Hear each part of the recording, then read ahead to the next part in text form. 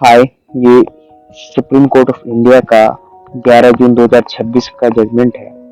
इस केस में हुआ यूं था,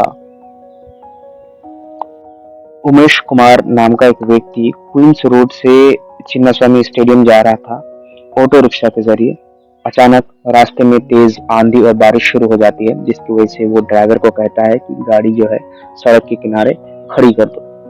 इसी बीच सड़क के किनारे मौजूद पेड़ से एक उसकी टहनी ऑटो रिक्शे में गिरती है और जिसकी वजह से उमेश कुमार घायल हो जाता है। उसके बाद Umesh Kumar motor accident claims tribunal में 50 लाख मुआवजा के लिए क्लेम फाइल कर फिर 2013 में इस चीज को खारिज कर देता है, ये कहके कि ये प्राकृतिक आपदा है। ठीक है। फिर ये हाईकोर्ट जाता है, हाईकोर्ट में ये कह के खारिज कर देता है कि आप बहुत लेट हो गए हैं। फिर ये सुप्रीम कोर्ट जाता है, फिर सुप्रीम कोर्ट हाईकोर्ट को कहती है कि डिले को आप भूल जाइए और इस मामले में सुनवाई कीजिए। फिर हाईकोर्ट ने 17,10,500 रुपए का मुआवजा उमेश कुमार को देने के लिए कहा गया। ठीक है, म्यूनसिपैलिटीज और जो लोग जिम्मेदार हैं, तो फिर जिनको देना था वो सुप्रीम कोर्ट गए। सुप्रीम कोर्ट में अपील किया, यानी इस ये जजमेंट है, ये अपील किया है, उसके बाद ये जजमेंट आया। तो इस केस में वो अपील ये कहते हैं कि देखिए जो क्लेम जो है ये तब अराइज होगा जब एक्सीडेंट होगा। इस केस में एक्सीडेंट तो हुआ ही नहीं है, इस केस में एक्सीडेंट हुआ ही नहीं है।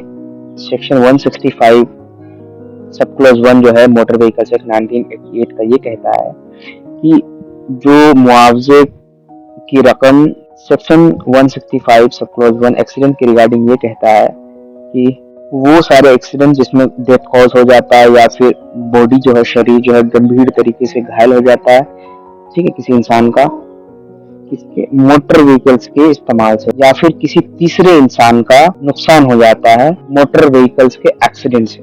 ठीक है, तो सारा का सारा मुद्दा एक्सीडेंट पे आके अटक गया।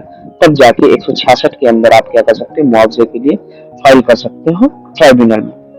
तो सुप्रीम कोर्ट के सामने अब क्वेश्चन आया कि पेड़ की टहनी ऑटो रिक्शा में गिरना, क्या ये एक्सीडेंट है या नहीं, और जो है मुआवजे के लिए फाइल कर सकते हैं या नहीं।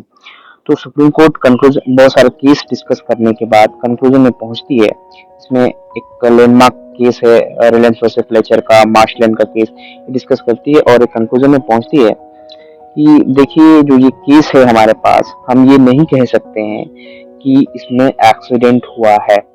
इसके पीछे का तर्क ये देती है कि देखिए ये एक्सीडेंट नहीं है। क्यों नहीं है? क्योंकि अगर कोई इंसान रास्ते से गुजर रहा है और अचानक तेज आंधी की वजह से सड़क के किनारे मौजूद पेड़ से एक टहनी गिर जाती है, तो आप ये नहीं कह सकते कि वो एक्सीडेंट है, क्योंकि एक्सीडेंट होने के लिए मोटर व्हीकल्स का आपस में इन्वॉल्वमेंट जो है जरूरी है, यानी कि आपस में लड़ गया है ना, ये चीजें होना जरूरी है। और दूसरा रीजनिंग एग्जांपल देते हुए ये कहता है कि सपोज करिए कि सड़क पे एक ऑयल टैंकर खड़ा है, दूसरी गाड़ी आके इसमें टकरा जाती है, तो इसे हम एक्सीडेंट वगैरह नहीं कहेंगे और सेक्शन 166 के अंदर जो है ये मुआवजा मांगना अप्रोप्रिएट नहीं होगा, ये कहते हैं। लेकिन इसके बावजूद सुप्रीम कोर्ट जो है आर्टिकल 142 का इस्तेमाल करती है। क्यों आर्टिकल 142 का इस्तेमाल कर? आर्टिकल 142 जो है वो कंप्लीट जस्टिस के बारे में बात करता है ना, कि सुप्रीम कोर्ट के पास ये पावर है कि वो पूर्ण न्याय देने के लिए किसी कानून के अंदर बाध्य नहीं है।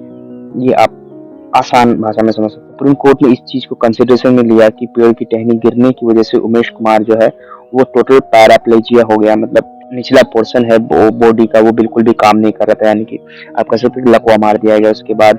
और बावल इनकॉन्टिनेंस भी है, इसका मतलब है कि पेशाब पखाना खुद बहुत हो जा रहा है, इस हालत में भी नहीं कि वो पेशाब पखाना को भी कंट्रोल कर सके। उसके बाद फिर जो तबीयत बहुत ही नासाज है, यानी कि बहुत ही खस्ता हालत में। तो इस चीज को मद्देनजर रखते हुए और फिर ये कहा कि देखिए हम इसको दर बदर नहीं भटक सकते, इसलिए हम इस इंसान की हालत को मद्देनजर रखते हुए आर्टिकल 142 का इस्तेमाल करते हैं, उसको कंप्लीट न्याय देने की कोशिश करेंगे। और इसलिए ये जिम्मेदारी हम इस पे बांधते हैं कि आप 25 लाख रुपए का जुर्माना क्या करेंगे, इसको देंगे उमेश कुमार यादव।